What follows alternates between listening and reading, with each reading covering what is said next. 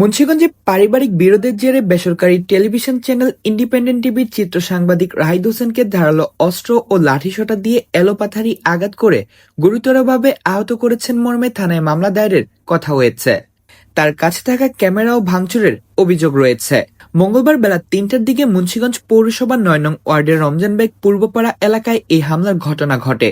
এ সময় ভুক্তভোগীর হামলাকারীরা রাহিদের স্বজনদের ৩টি বসতঘরে ভাঙচুর চালায়, আর হামলা ঠেকাতে গেলেও আরো কয়েকজন আহত হন। স্থানীয়রা আহতদের উদ্ধার করে মুন্সিগঞ্জ জেনারেল হাসপাতালে নিয়ে যান।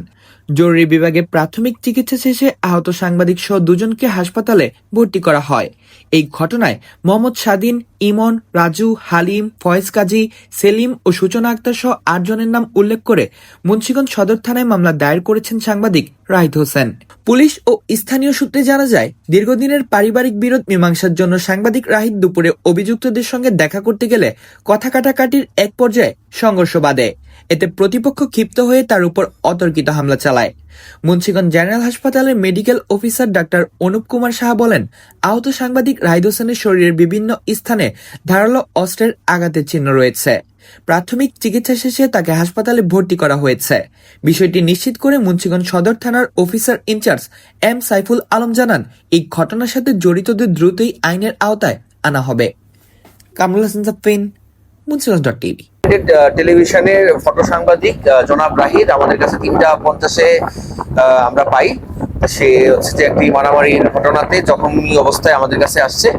আমরা তাকে পরীক্ষা নিরীক্ষা করার পরে দেখি যে তার শরীরের বিভিন্ন অংশে জখমের চিহ্ন রয়েছে, নিরাপদ জখমের চিহ্ন রয়েছে। যদিও কোনো সেলাই প্রয়োজন হয় নাই, কিন্তু তার নাক থেকে কিছু রক্তপাত হচ্ছিল, স্টেক্সিস যেটাকে আমরা বলি, এবং আমরা তার যথাযথ ম্যানেজমেন্ট দিয়েছি এবং বর্তমান চিকিৎসা শেষে তিনি আমাদের ইনডোরে ভর্তি অবস্থায় আছে। সকালে আমার মামারে মাইরা সকালবেলা আমার মামারে মাইরা 30,000 টাকা লয়ে গেছে করা ফলের দোকান থেকে। তো এটা হইলে আমরা থানায় অভিযোগ করছি।